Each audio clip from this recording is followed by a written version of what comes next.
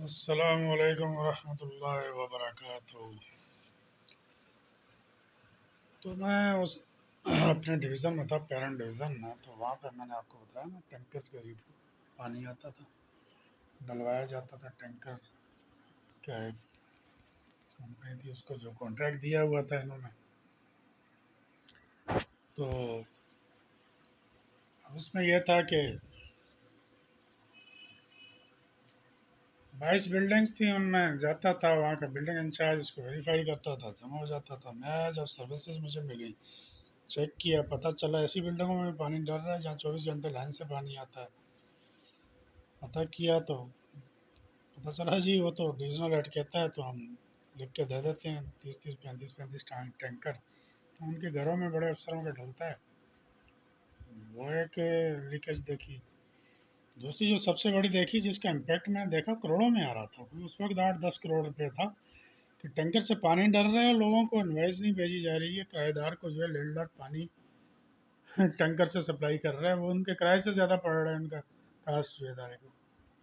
अब मैंने कहा ना, हमारे जो अकाउंटेंट्स हैं वो एफसीएम में डोमिनेटेड डिपार्टमेंट जो हैं, सीए, वो किसी की सुनते ही नहीं है। उनके साथ बात करना ऐसे ही दीवार से सर टकराना। हमने हमें किसी ने कहा नहीं, अरे भाई तुम बुक कर रहे हो एक्सपेंस को, उस एक्सपेंस को जो है ऑफसेट क्यों नहीं कर रहे हो तुम?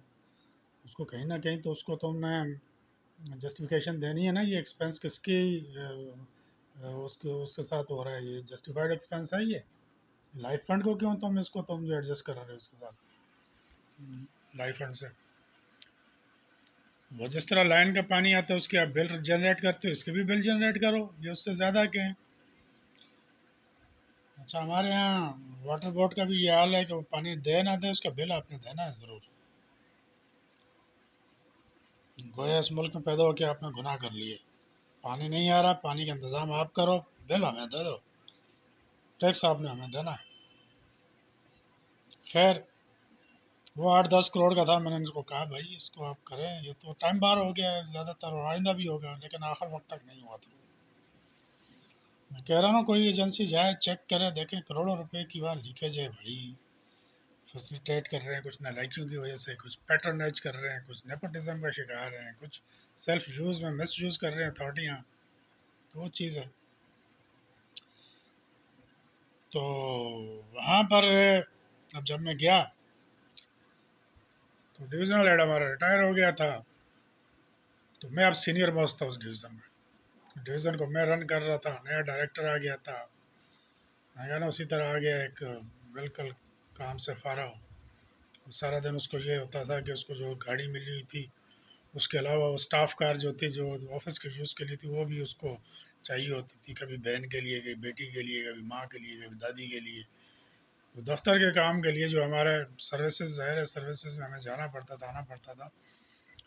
सिक्योरिटी कंपनी से एक गाड़ी ली हुई थी और कॉन्ट्रैक्ट के तहत वो भी ले जाता था। तो वो भी मुझसे तपा हुआ था। एक दफ़ा उसने गाड़ी मांगी तो मैंने उसके पीए से कहा, भाई साहब से को गाड़ी लेनी है तो इसको ताला लगा दो डिवीज़न को। तो उसको आग लग गई थी उस पर,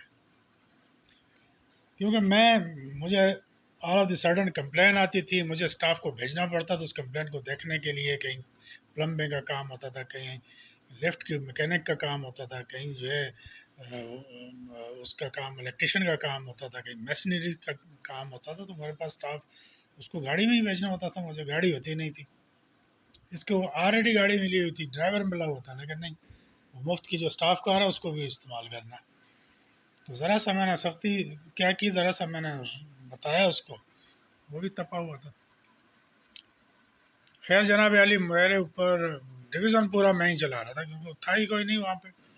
और पाकिस्तान पूरे में उस डिवीज़न की जिसके जो एसेट्स जो थे, वो उनकी वर्थ जो है 100 बिलियन से ज़्यादा, 100 बिलियन रुपी, बिलियन नहीं कह रहा, बिलियन, 1 अरब, 100 अरब, 100 अरब रुपये के से ज़्यादा के उस वक्त एसेट थे उसके। और ये मैं बुक वैल्यू बता रहा हूँ, मार्केट वैल्यू तो वो 4-5 अरब, 100 अरब रुपए की थी। तो उसको देख रहा हूँ, स्टाफ भी था, ऑफिसर्स और भी थे, लेकिन सीनियर मोस्ट में था, हर चीज़ का मैं जिम्मेदार था। मुझे वो मटेरियलाइज करना है, टेंडरिंग करनी है तो मैंने करनी है, रेंटिंग करनी है तो मैंने करनी है, बिल्डिंग कंस्ट्रक्शंस के लिए जो बिलिंग होनी है वो होनी है तो मेरे हाथ से होनी है, सर्विसेज देखनी है तो मैंने पूरे पाकिस्तान में देखनी है, लिटिगेशंस को देखना है तो मैंने देखना है। तो वहाँ ये बात चली कि भाई जब काम इससे करा रहे हो तो इसको डिविजनल हेड का चार्ज दोगे, बस उसमें फिर फाइनेंशियल पावर भी देनी पड़ती है। तो मजबूरन उन्होंने केस बनाया मेरा और मुझे कहा कि तुम्हें बना रहे हैं। मैंने कहा कोई मसला नहीं, मैं काम तो यही कर रहा हूँ।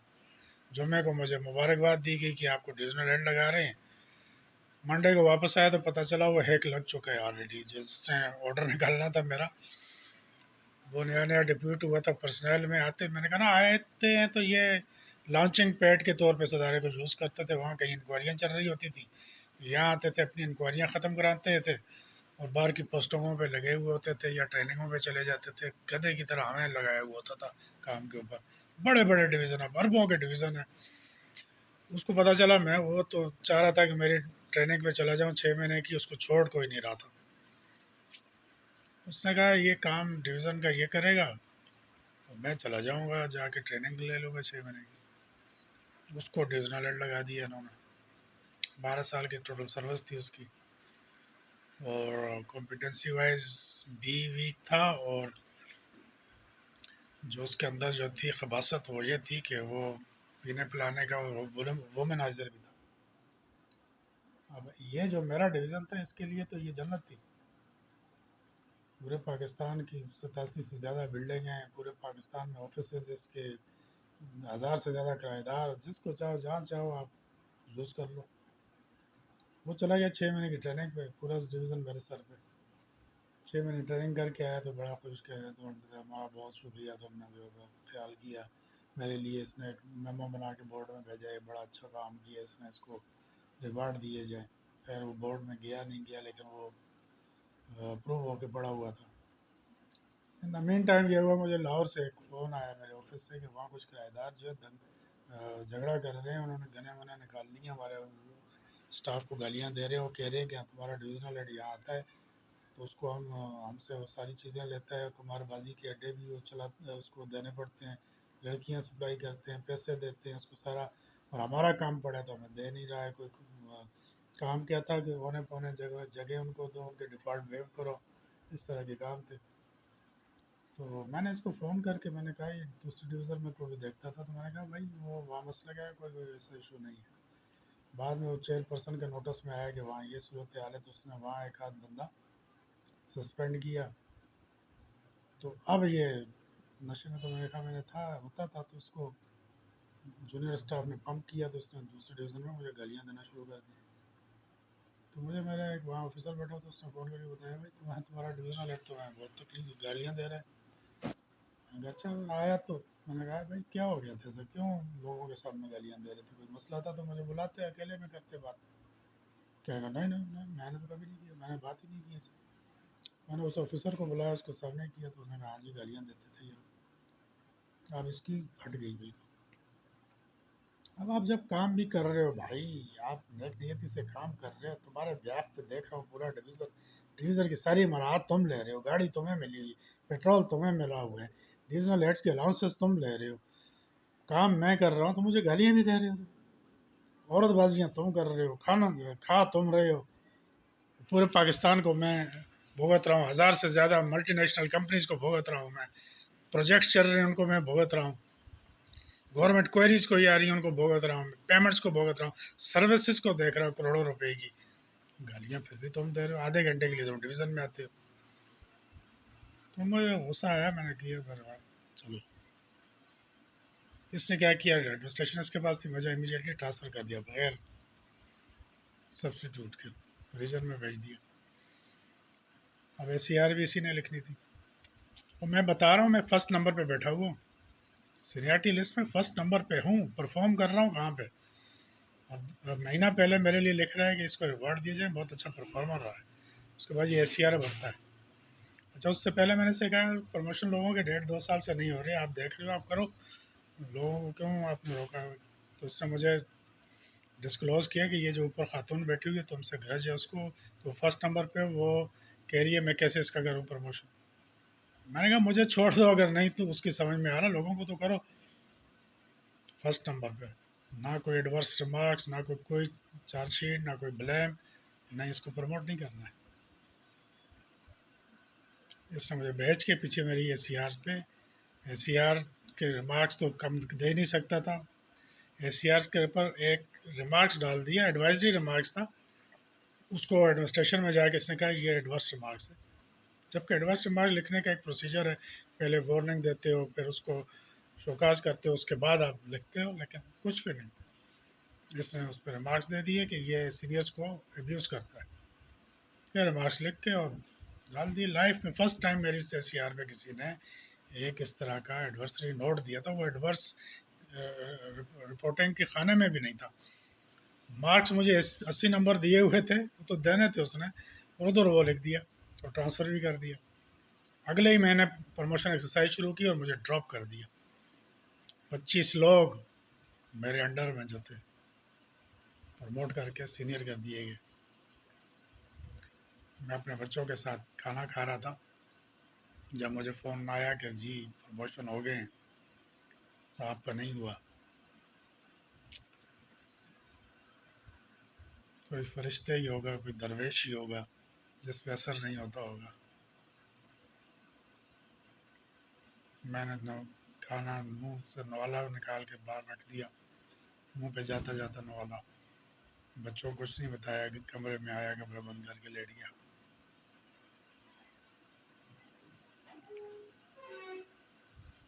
हारन खेड़ फकीरा।